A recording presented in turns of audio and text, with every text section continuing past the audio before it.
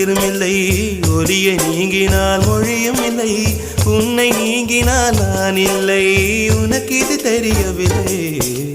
பூமி சுற்றுவது நின்று விட்டால் புவியில் என்றுமே மாற்றமில்லை, புருஷன் சுற்றுவது நின்று விட்டால்